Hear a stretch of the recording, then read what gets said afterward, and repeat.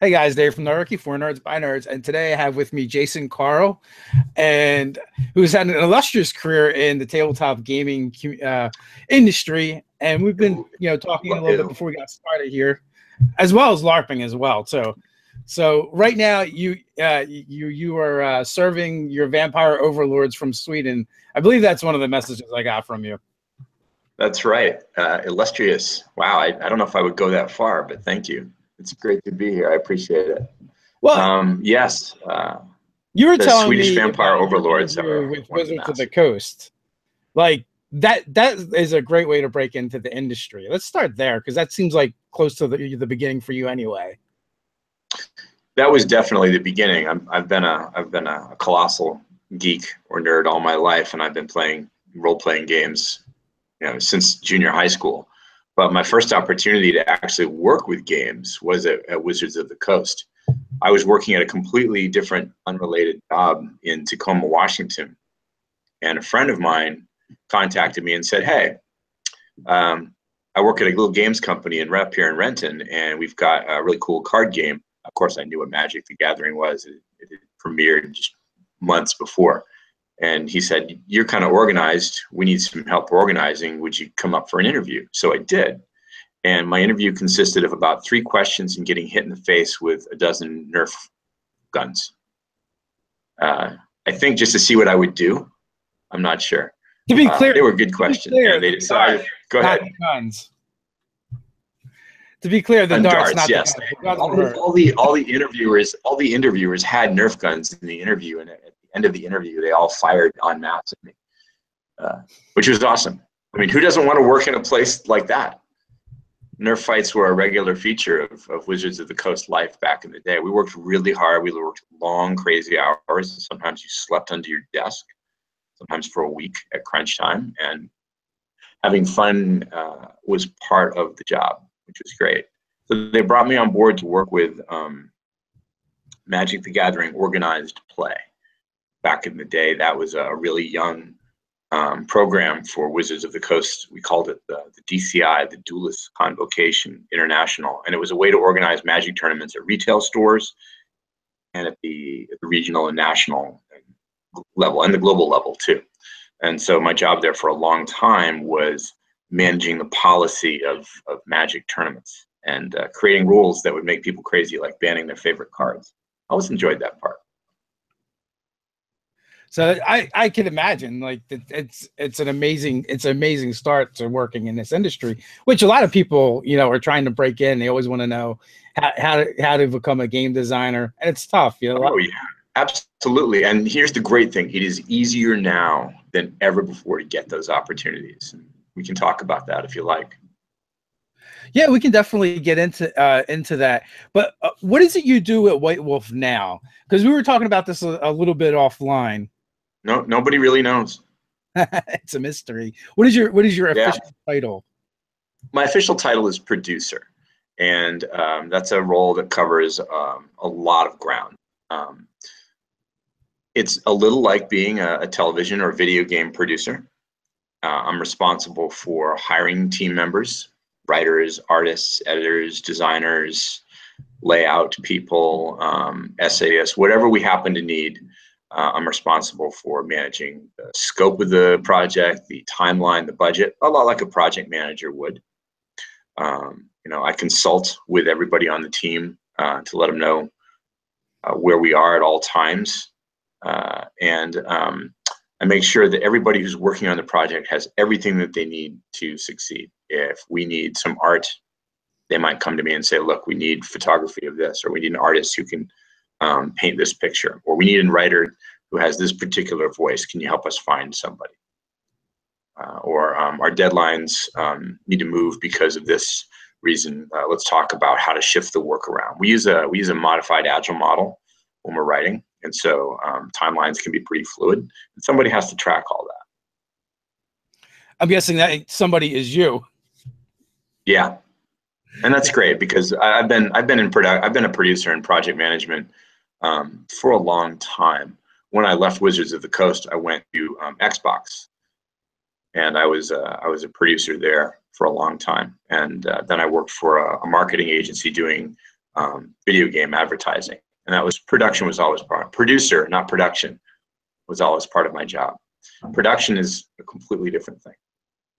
So when I hear producer, I think entertainment industry more so than the jobs that you're listing to me. Like that would be like a CEO, you know, the chief operating officer or CEO of a company or president or vice president, those kind of duties.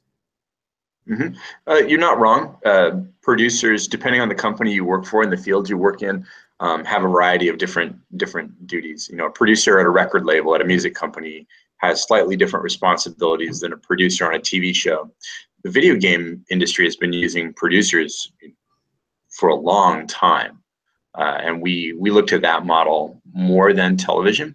And there's a good reason for that, and that's because that White Wolf is the name of the company is White Wolf Entertainment. We are an entertainment company. We are creating the 5th edition of the World of Darkness role-playing games, but we are also licensing the World of Darkness to many different partners globally, and they're all making a huge variety of different products, many of which we haven't even talked about yet. And we haven't made any secret of the fact that we have ambitions in television and film entertainment too. So it makes sense to us to model ourselves companies that have been successful in all those fields. Well, you know, that makes sense in this day and age as well, because I know you were recently on GM Tips. It hasn't aired yet, but it's actually kind of how I met you too. Satine had done the introduction at Gen Con. Oh yes, I admire the work she does with GM Tips a lot, and I love the Maze Arcana show that she and Rudy run. That's a lot of fun on Twitch. Yeah, they're actually they're great people, and you know, it was kind of an eye-opener going out to LA and going out and to Geek and Sundry, which is also Nerdist, which is because they're both owned by Legendary Digital Entertainment, which is owned by Legendary Entertainment, which is a movie studio, which is owned by some Amorphous company in China somewhere. But you know, and so you got the, so it sounds like you have the sweet. If I put it quite like that. Say again? It sounds like you have the Swedish version of that going on. In a manner of speaking, I think we do. White Wolf Entertainment is an independent company in Sweden. You know, its parent or sister company is Paradox Interactive, which is very well known for making fantastic PC games, and so they're already part of that business. This isn't new to anybody who's working at White Wolf, and all of my colleagues at White Wolf are really familiar with working in this model. It's a small company.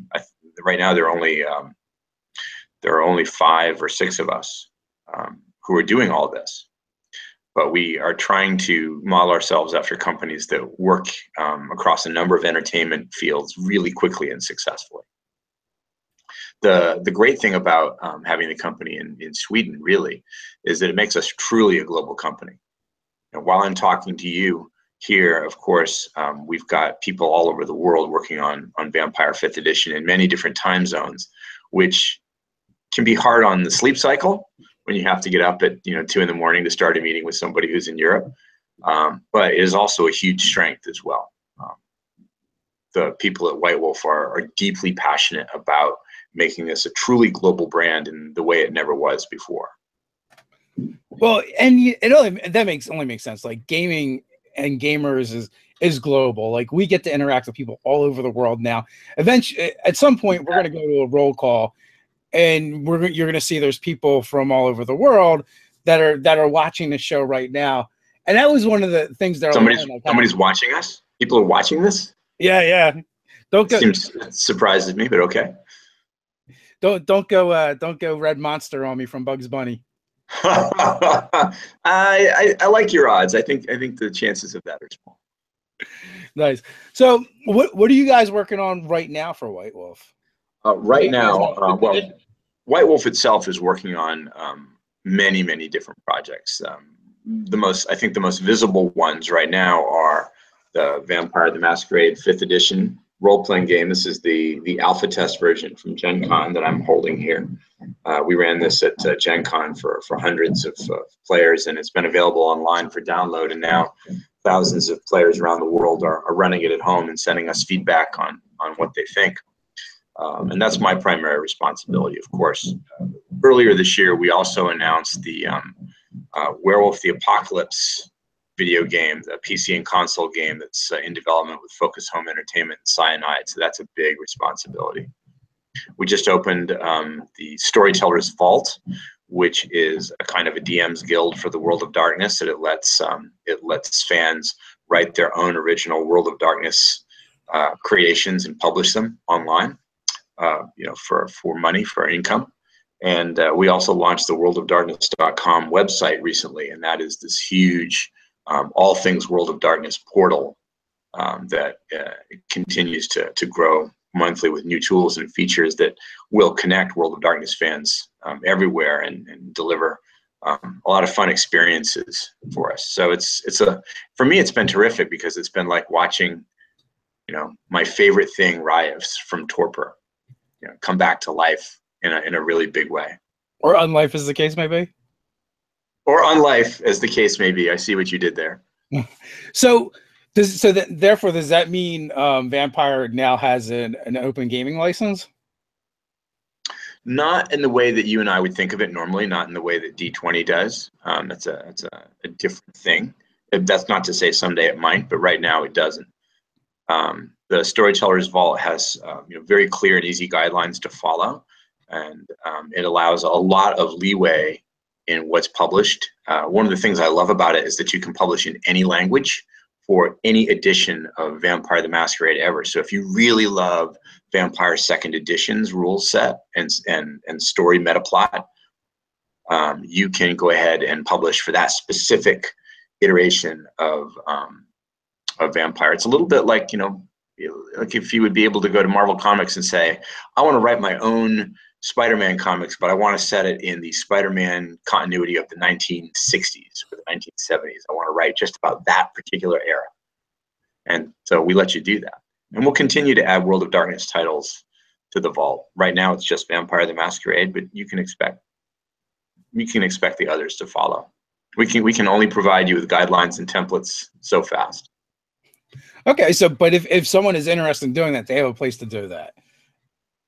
Absolutely. You can go right to storytellersvault.com and check it out today. It's really cool to see all the different language releases, French and Spanish and others, Italian, people getting to write about their home cities in their own languages for fans in their own countries. That makes me happy.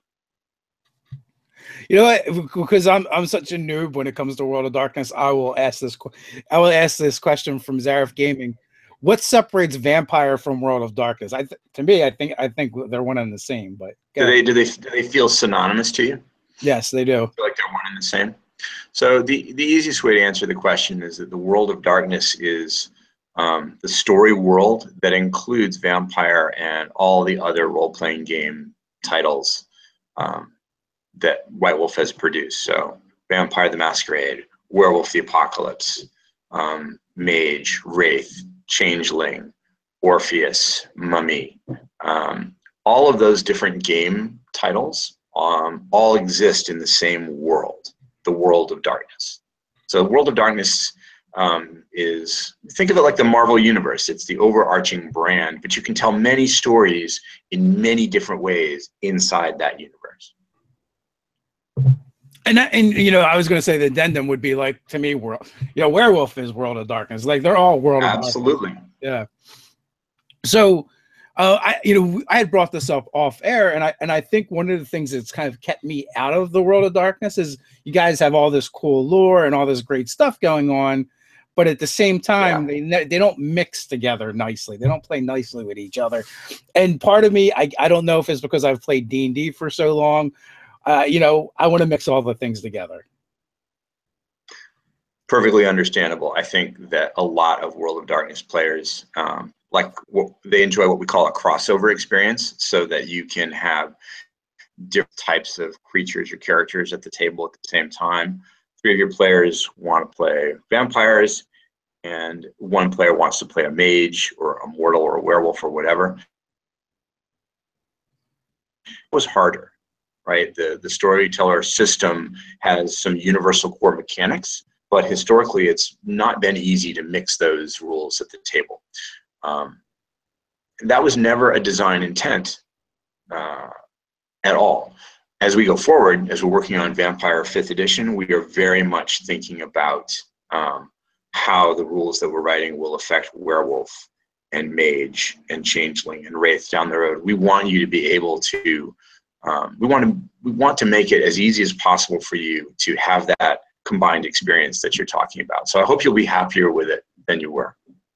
Yeah, like I said, I wouldn't even say I'm unhappy for what it was. Just saying, like, when you get a group of people together, getting them all to agree on something isn't always the easiest. Think about just going out to eat, right? And you got 5 or 6 of your friends. It's like, where you want to go? Happen. That would never happen. No, you're not wrong. I think it was a frustration for many players and fans, and it's a frustration that we do intend to address as much as possible. I can't tell you that there will be 100% totality and compatibility, but I think it will be incredibly easier. Cool. I'm very interested in seeing where that goes. What about World of Darkness and streaming? Streaming, what do you? Yeah. What? TrueMate says he's currently watching a World of Darkness stream that looks really fun. You know, what do you guys have going on there, or do you have any plans there? So obviously, we're looking at streaming for future plans. I think streaming is one of the great triumphs of our time for this hobby that we all love.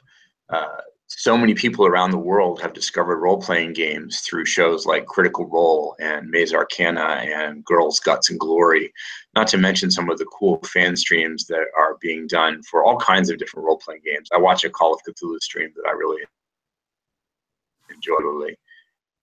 It's crazy people enjoying watching other people play this thing that we all love. So, of course, we're thinking about streaming. The plans that we have are still in the early stages, and I can't go into details about them yet. There are a lot of good fan streams for World of Darkness out there right now. And I think that as we get closer and closer to the launch of Vampire 5th edition, you're going to see more and more of those.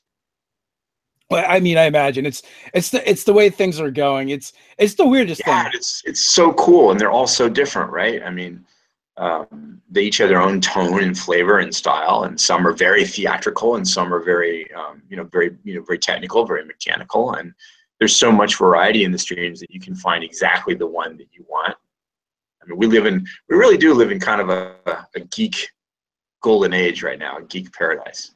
You can go on Twitch, YouTube, and you can go on Twitch and you can tune in and you can watch Dungeons and Dragons any day of the week. You can watch Shadowrun. You can watch people playing Palladium, Rifts, Call of Cthulhu. I watched a one-shot game of Chill the other night, and it was amazing. I never thought I'd see someone playing Chill streaming. How cool is that? When we started this hobby, there was no internet, so I don't know what you mean. To think that what we do would even be socially acceptable, let alone watched for entertainment, is like mind-boggling. Well, a lot of things happened in our culture, right? Those of us who grew up playing role-playing games, and then we gravitated toward video games and maybe board games and other things. We grew up. We became employees and executive officers, and we owned companies, and we went into different industries, and we took the lessons that we learned from enjoying those games with us. And what you see now, I think, are many, many people who are remembering that they had great experiences when they were younger with these games and are really eager to rediscover that fun, especially with their families. I can't tell you the number of parents who've told me that they have rediscovered their love of role-playing by playing D&D with their kids. That is terrific. Or their cousins, or their nieces and nephews, or their neighbors, or fun. When I first joined Wizards of the Coast, we had one mission, and that was make games as big as the movies. So I think in many ways that mission was successful. And now games and gaming are just part of mainstream culture. I mean, go to the movie theater and try to find a movie that isn't about superheroes. I dare you, right? Can't be done. Well, of course you can, but you know what I mean. The love of what we would have considered, unusual or edge cases or not in the mainstream when you and I were younger is now completely mainstream and normal now. We were Is it outsiders. great? We were outsiders. It's so cool. Then. We were outsiders then. Now we're cramming it down all the throats. So I never thought about it like that. I guess I like to think of it as more like sharing this thing that I love than forcing it on anybody. But I get your point, and I agree. Yeah, I'm delighted that it's so popular. And like you, I never thought I'd see the day where Dungeons and Dragons was a normal option for a family to play on a Monday night instead of Monopoly. But I'm really grateful that it happened, and I'm super happy to be living in that age. And the same is true for Vampire. I love it when people tell me that they have introduced friends to role playing who wanted a very mature, darker storytelling experience, and so of course they turned to the world of darkness and got their friends into it that way. So, TrueMate, to answer your question, Nigel has been chomping at the bit to stream some World of Darkness, and if you go to the website, he's got tons and tons of articles over there you guys can check out. Just search World of Darkness. Yeah. It's really heavy. Werewolf, I think, is a lot of. He did like a huge series on that, but he also did some other ones, I think, on Vampire as well. Cool. So yeah, he should be running his tabletop game streaming. Why isn't he doing that right now? Why is he sitting here chatting at you? Yeah, absolutely. Everybody should. That's right. I did a really brief one-shot stream for last summer for a Humble Bundle promotion that White Wolf did for Vampire the Masquerade, and it was huge fun. It was great, and I can't wait to do more streaming. Geek and Undies asked, is 5th edition World of Darkness brands going to have the same level of meta plot like the online the old lines did? It's hard to answer that question because I don't know what level the questioner is really talking about. Here's how I'll answer it, and then you can tell me if it answers the question or not. So this isn't a reboot. We are picking up where the story left off. So for Vampire the Masquerade, that means Gehenna did not happen. For Werewolf, it means the apocalypse did not occur yet. Or maybe it did, and it just didn't look like what we all thought it would look like. But the story continues, and as the curtain rises on Vampire the Masquerade, you are going to see the World of Darkness meta plot has moved forward. It didn't stay still. We will fill you in on what happened over the last 15 years, and we are going to move that story forward in a big way, not just through role-playing games, but you'll see the meta plot happening in our video game licensed products, in board games, maybe in, who knows, maybe in comic books, maybe in other media too.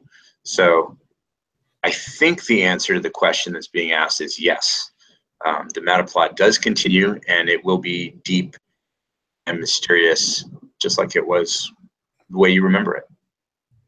And that's what it sounds like to me. It sounds like the game almost wouldn't function without that element. Like it seems like I agree. I mean, I think, yeah, the World of Darkness, the Storyteller system as a rule system and its sister game, the Mind's Eye Theater LARP system, have always been fun to play as games.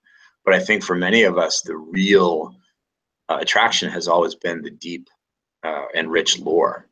We would race to our local game shop and buy the next book in the World of Darkness series just to find out what was happening in the meta plot. That was hugely influential to us all. That had never been done before. It was so influential that recently a European film company, Lucky Day, did an independent documentary on the World of Darkness and the impact that it had on the game hobby and on entertainment. It premieres at a film festival in Spain this weekend. I feel like, you know, when World of Darkness came out, it was a huge diversion from the D&Ds and the D&D clones out there in that sense. Like, and that's why I say it's DNA. Like, there's no way to not. How could you continue to call it a storyteller system? Right. And you're not wrong. And that's what the documentary film, this independent documentary I mentioned, that's what they focus on. They focus on how different this was from anything that was available at the time. I remember seeing the book Vampire the Masquerade on a bookshelf in a game store, and I was immediately drawn to it. It looked different when you opened it. It felt different. You had those cool, moody black and white illustrations from Tim Bradstreet of people that really looked like it could be vampires. It felt real.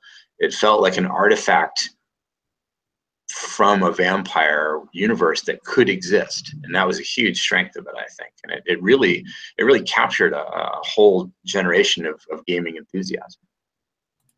And it was about story.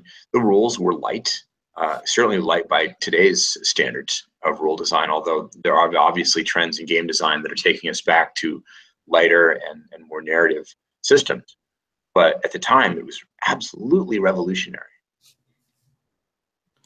So the other thing that, you know, I know Vampire for is that you guys really doubled down on live action role playing and made it part of the brand. Absolutely. In fact, my first experience as a player was with Vampire live action. I owned the book for almost a year, and I only found a couple people to play with because everybody was, you know, still into D&D where I happened to be living. And I wasn't in one of the big population centers where Vampire really took off immediately. So I happened to notice an advertisement in the back of, I think it was Clan Book Gangrel, for an organization called the Camarilla, which said it was a Vampire live action fan club. Okay, what is that? I had no idea. It had an address that you could write to because there was no internet at the time.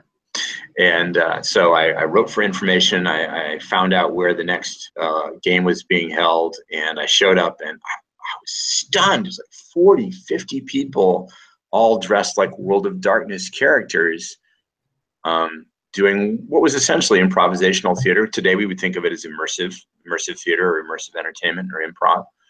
Back then, you know, we just called it live action, LARP. And they were as enthusiastic as I was about Vampire, and they were having a tremendous amount of fun, you know, acting out the characters and stories away from the tabletop.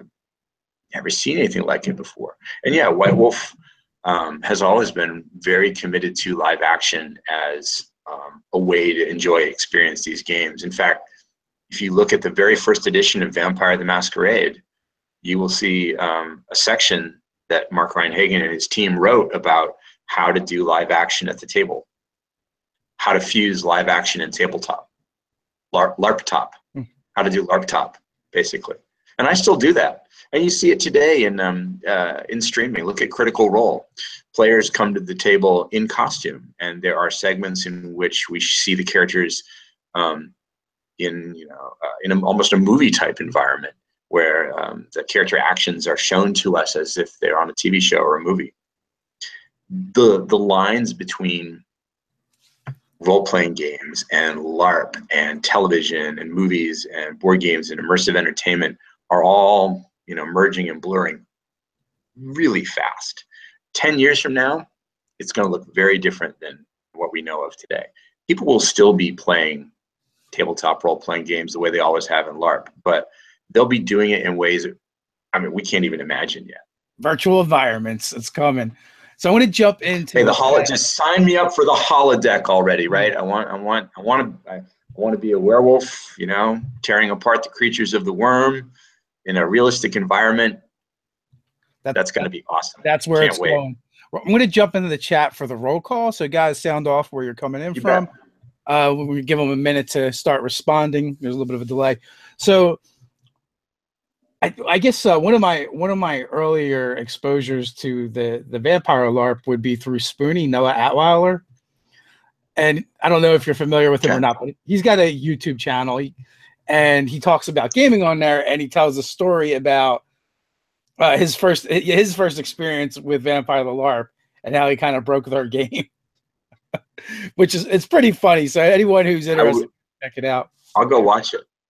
LARP. When we're doing roll call, let's go back to LARP. There's a few things I think it would be really exciting for people to know about right now. Absolutely. So we got Todd Boyce coming from Dallas, and John is in Lincoln, Nebraska.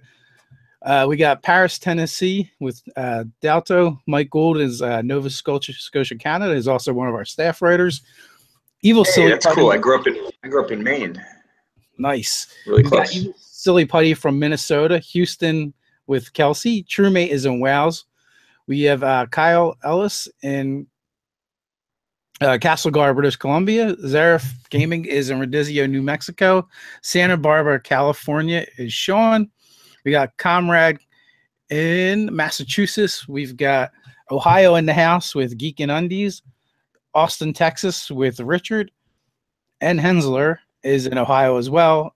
We got Rhode Island in the house with Alexandra, apparently tied up in a dungeon. Must be typing with her nose. Alexander Shallender is in Rio Rancho, New Mexico. Oklahoma is Joshua. And we also have Josh from Arkansas. Ranger Roy is in Missouri. Israel is here. I don't think we've seen Israel yet. Welcome. And that's Pedro. Israel. Awesome. We got Western Australia with that one lazy guy. We got a land in the house with Anubis. Oh, our usual Sweden people aren't here today. So we usually have maybe somebody tipped them off. Yeah. Somebody warned them. We usually have 1 to 3 people from Sweden here. And sometimes we have all 3. And there was another time that someone else showed up from Sweden, and it was like a 4th person. Swedes love role-playing games. And yeah, so Carney's Point, New Jersey. That's right down the street with Joe. So like I said, we've got people tuning in from all over the place. We always do. So that's one of the great things about the hobby, like I was saying. But you wanted to go back to the LARP. Yeah, just briefly. I wanted to mention that in addition to being the producer for Vampire the Masquerade, I'm the chief officer at By Night Studios, which is a White Wolf licensee company, and we write and publish the Mind's Eye Theater live-action role-playing game products that in America. So LARP has stayed in my blood as I've been associated with the World of Darkness for a long time. I used to write freelance for many, many years. While I was at Wizards of the Coast even, I was still freelancing for White Wolf, writing Mind's Eye Theater live-action role-playing books, the Laws of the Night series for White Wolf. And when CCP decided that they were not going to pursue role-playing games anymore, they were really gracious and allowed my company to acquire the Mind's Eye Theater license. We've been doing that for almost 5 years. We just published Werewolf the Apocalypse LARP book, 760 pages. And we're just released our Mind's Eye Theater Changeling the Dreaming Alpha Slice out on the internet. So there are people all over the world playtesting the new Changeling game for us and giving us feedback.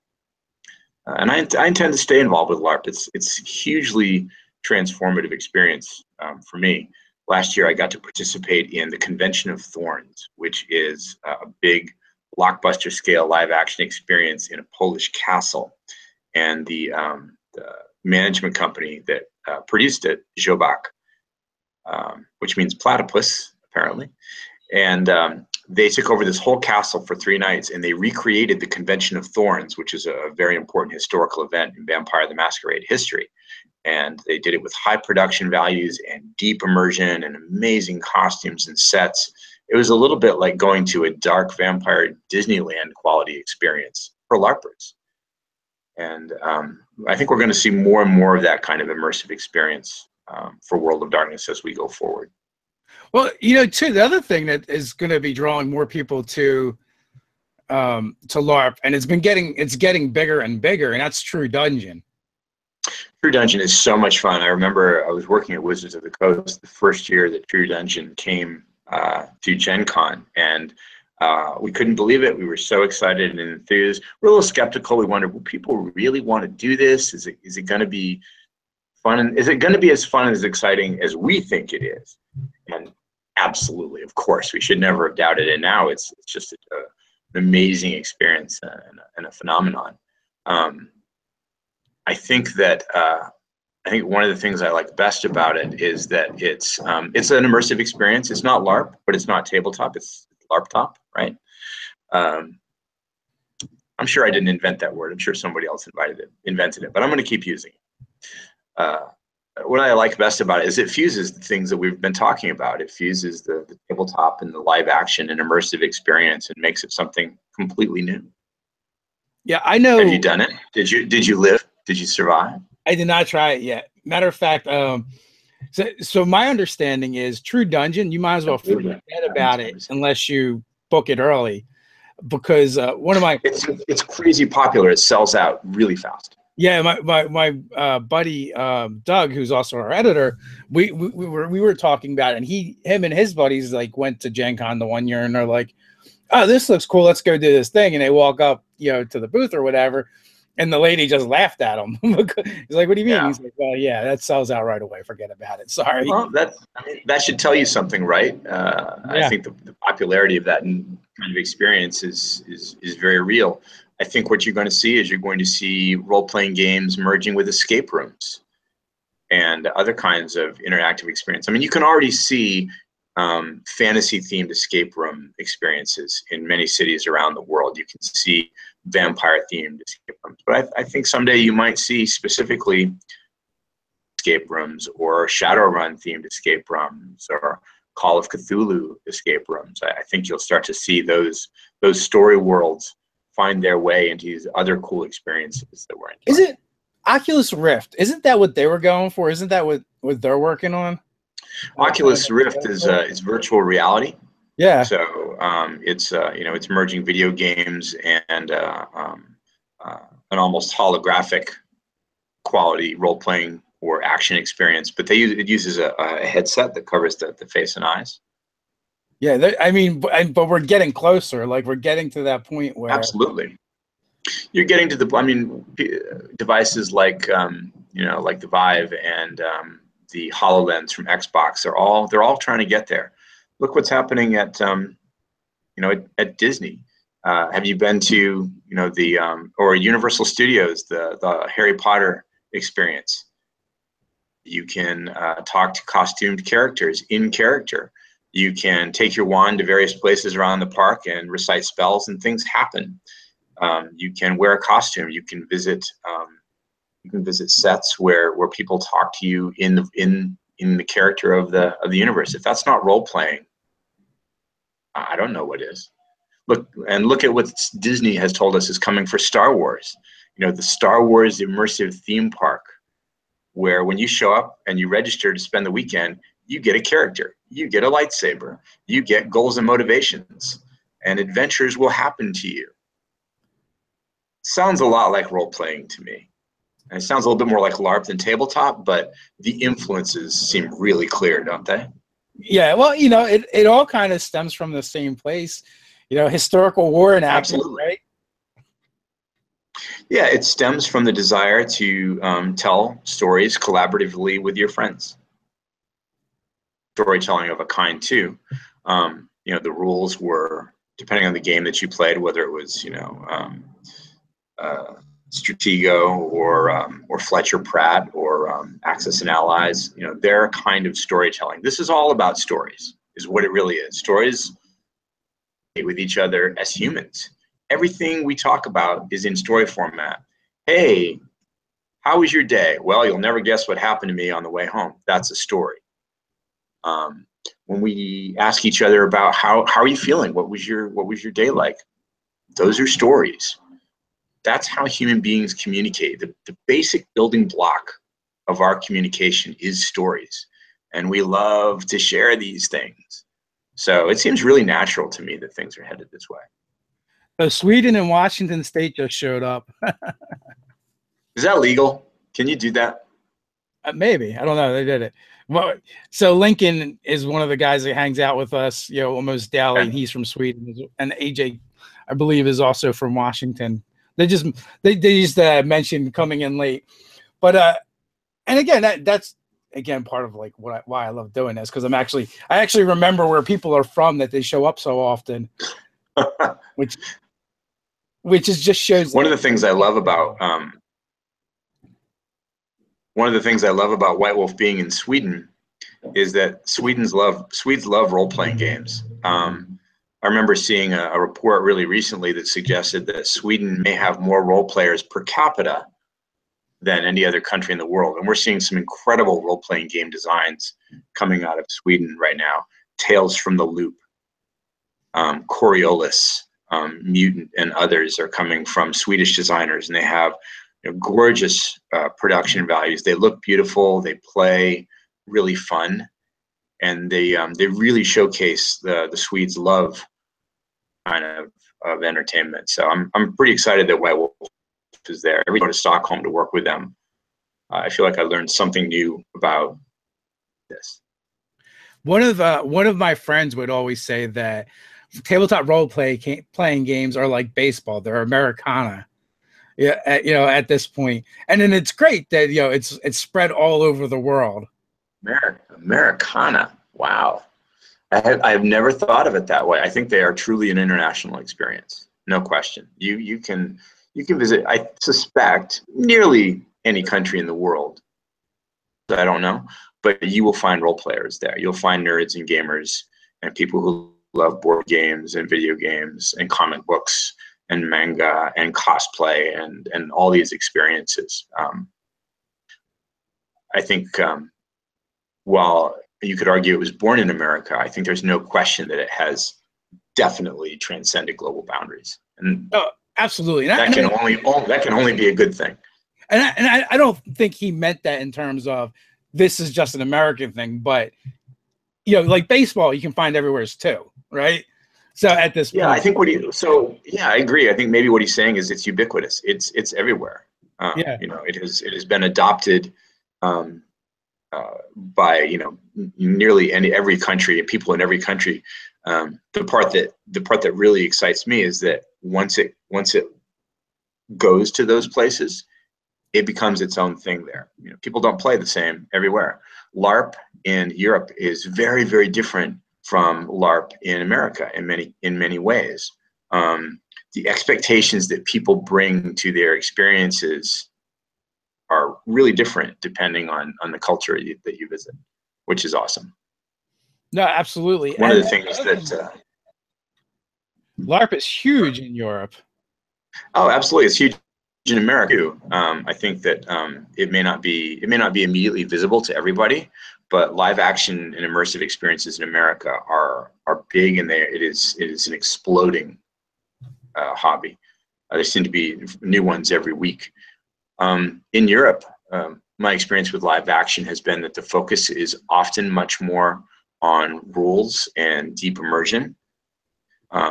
There's a very, very popular style of live action role playing in Europe that you could call Nordic LARP, or you could call it free form, which is, some people would tell you that is a very different form of LARP, and it is. And the emphasis is not on rules. For some of these LARPs, there are no rules at all, except whatever is collaborative and consensual between players. Whatever they agree on happens. And the focus is on deep character immersion, storytelling, drama, and setting up really interesting situations for each other to act on. And opposites. It was really eye-opening to me to saw it.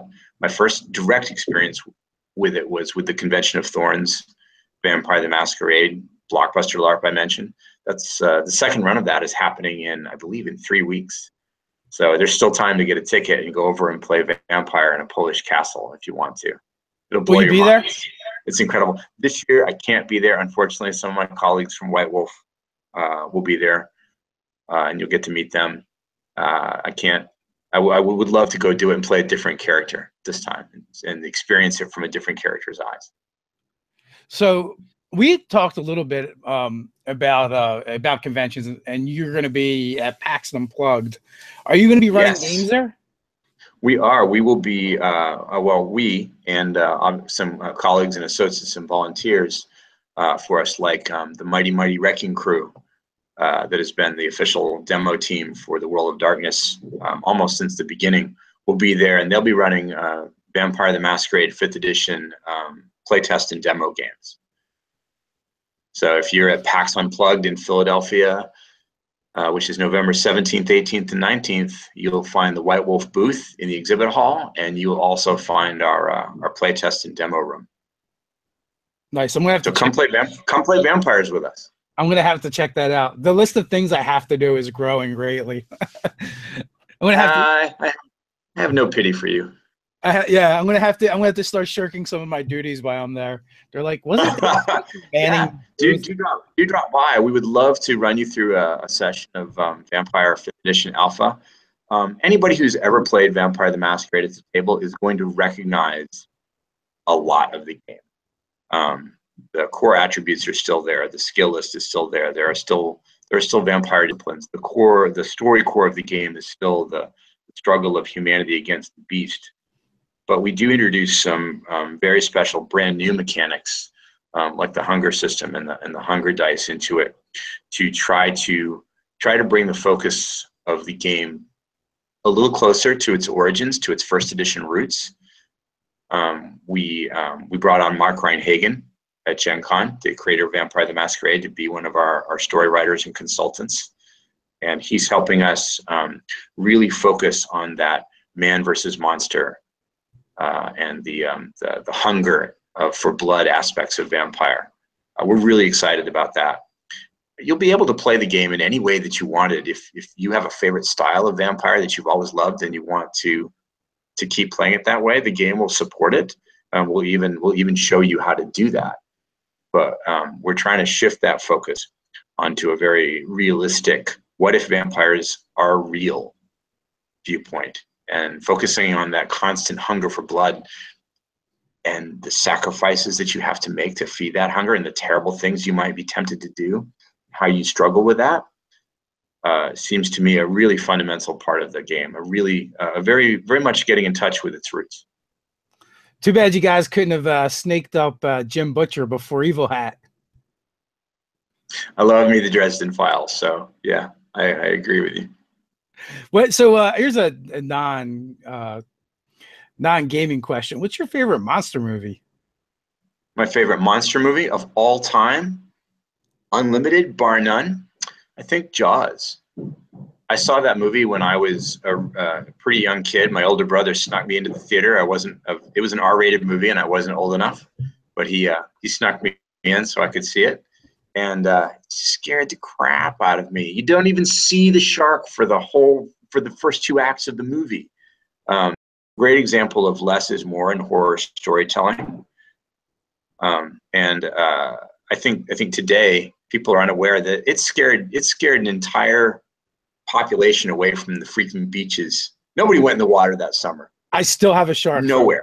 We were terrified. It was so effective at telling the story in a way that was fairly subtle. It floors me. And what Spielberg was able to do as a very young filmmaker was just scare the crap out of a whole generation of people. And he barely had to show the shark. To me, that was awesome. And I think that's why it works so well for going in the ocean and people still being afraid of sharks, because it's the danger you're never going to see.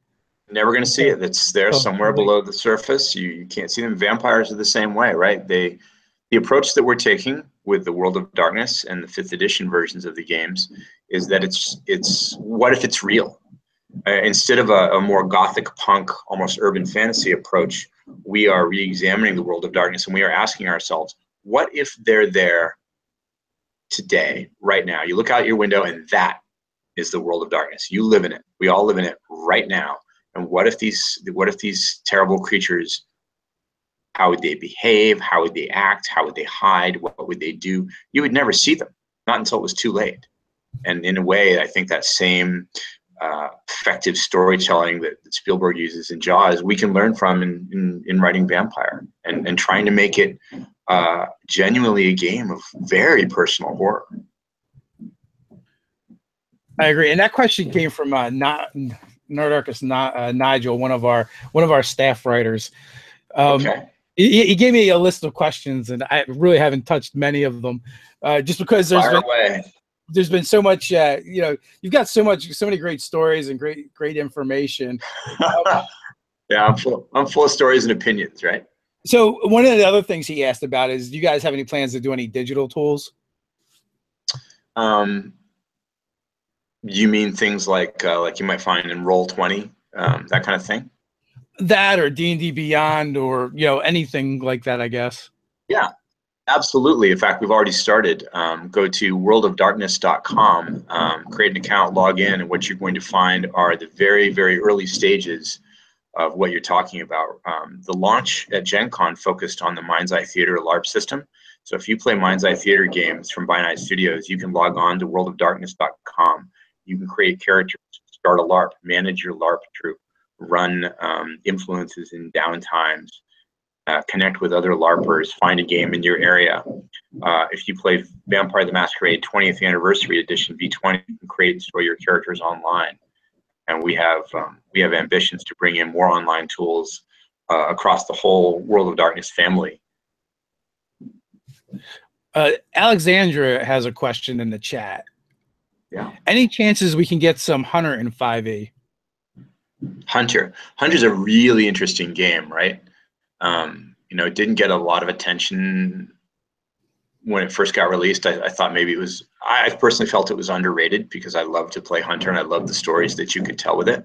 So I know that our team, Martin Erickson, our creative director, myself and everybody else are very excited about opportunities to do more with Hunter. So for anyone that doesn't know, and I'm guessing, yes. I'm thinking Hunter is you're immortal and you hunt the supernatural. I think the addition of Hunter that you're thinking about, yes. You're an imbued, you're a mortal character, but you have supernatural powers, and you hunt the creatures of the world of darkness, the wraiths, the werewolves, the changeling. But the term hunter, you know, can be a lot broader than that. We can talk about the Second Inquisition, which is the loose confederation of intelligence agencies and religious organizations that come together to hunt vampires in Vampire 5th Edition as part of the meta plot.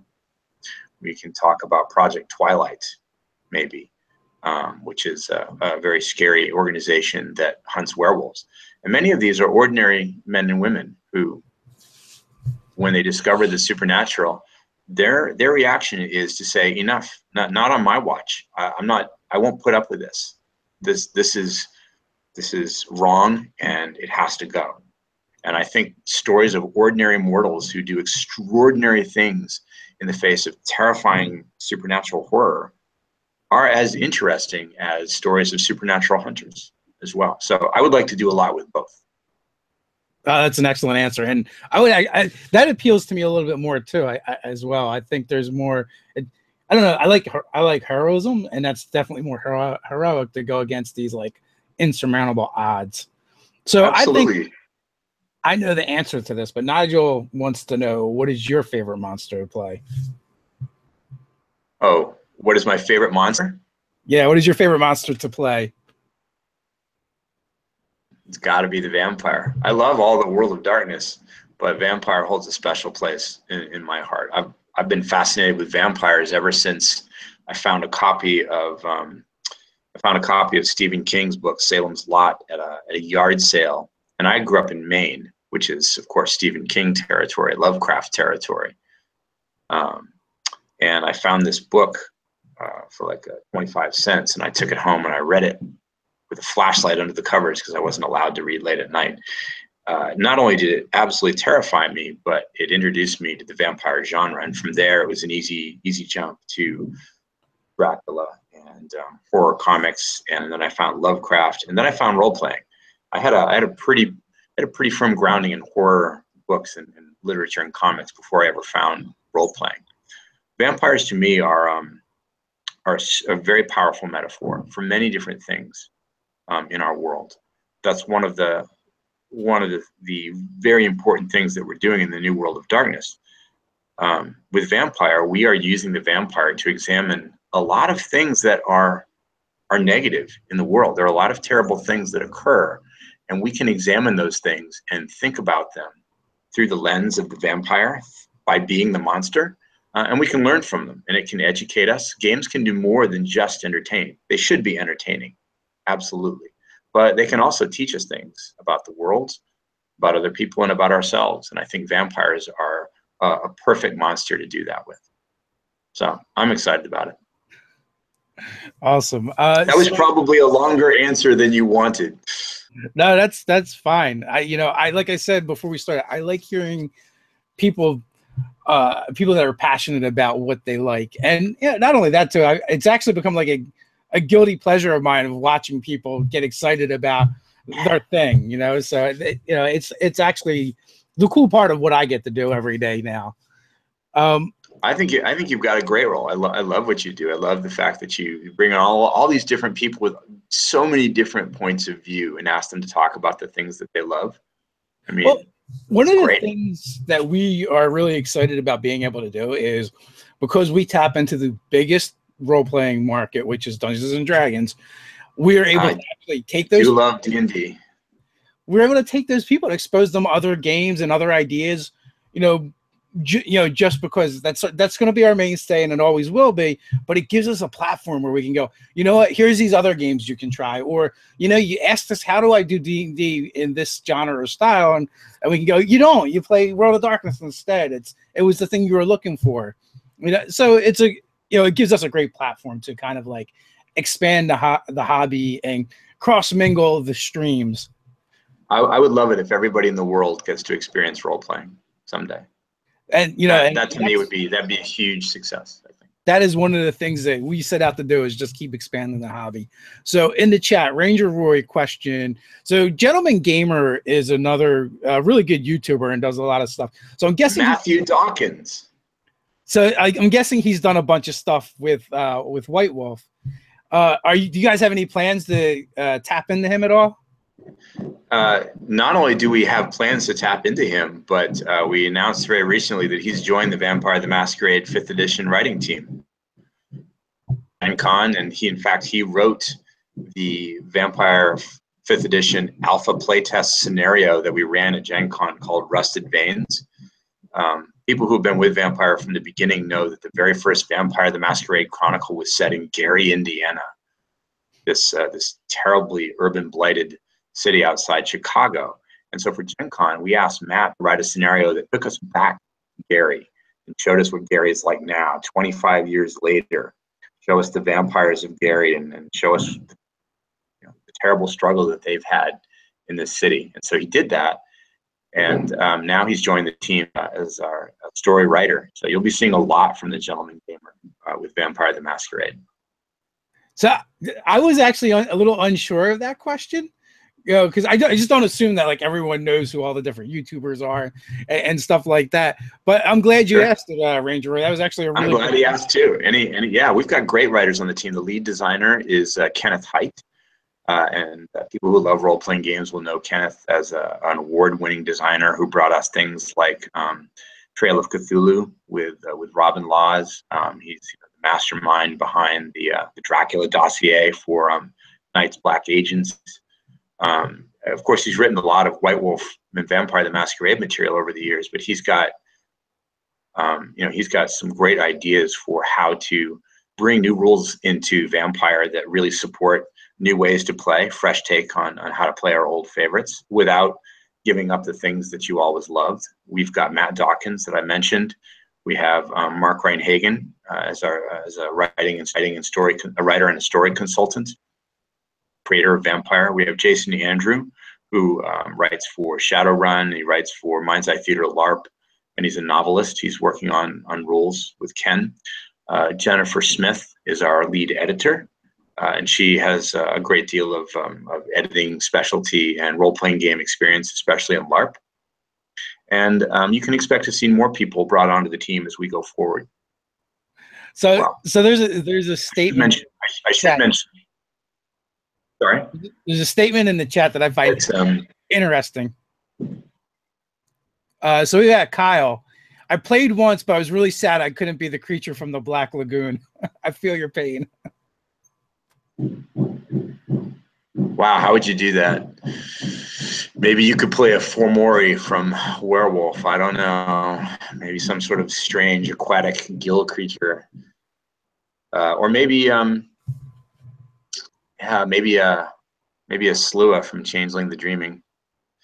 I should mention, when I was talking about the 5th edition team, I want to mention somebody who's incredibly important to what's happening, and that is Mary Lee, our art director. She's here in Los Angeles area with me, and she is working to the look and feel of Vampire the Masquerade up to the modern world. And so she's taking a look at how to take this, the iconic look and feel of Vampire that everyone has loved, and bring it 21st century. Don't lose what everybody loved about it, but make it look very realistic, so that when you see the art or the photographs, we're using some photography as well. When you see these photos and illustrations, you think that could be real. That could really be a vampire. I can believe that this person, this creature, might be out on the street hunting for my blood, or down the corner at the club.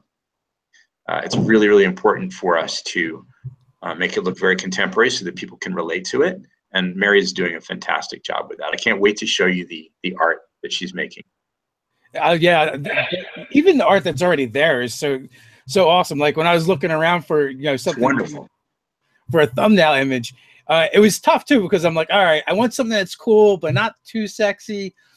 Sometimes they accuse me of being clickbaity. I'm like, all right, what's World of Darkness? And like, there's so much great art out there, and it's fantastic. What's that? I lost your sound. I can't hear what you're saying. Oh, that happens every once in a while. It just like cuts out and then catches back up.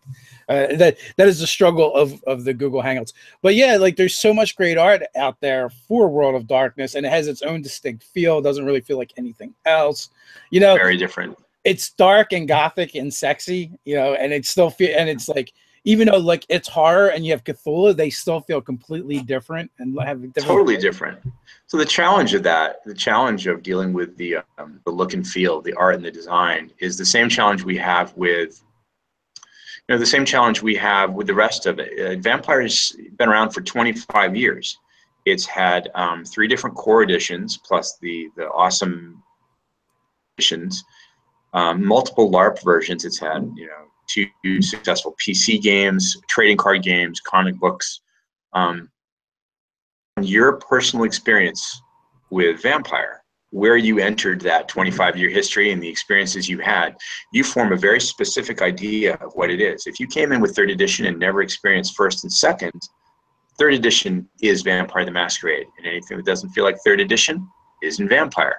If you came to Vampire through the Bloodlines PC game, that's a Vampire experience, and that's what you expect. So a challenge for us is making sure that we acknowledge and respect that long and very different history, and yet still make it a game that a veteran player, someone who's been with us since the beginning, can enjoy, and yet someone who has never played Vampire the Masquerade before can pick up and play with friends and enjoy. It's not easy to do that.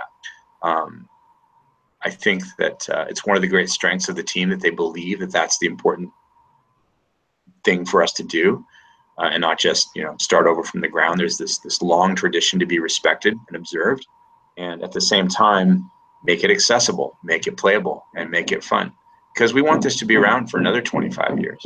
My great hope is that once we're done with Vampire 5th edition, I can believe that 25 years from now, somebody else will be sitting here talking to the 25-year version of you, World of Darkness and Vampire, and how cool it is. Nice.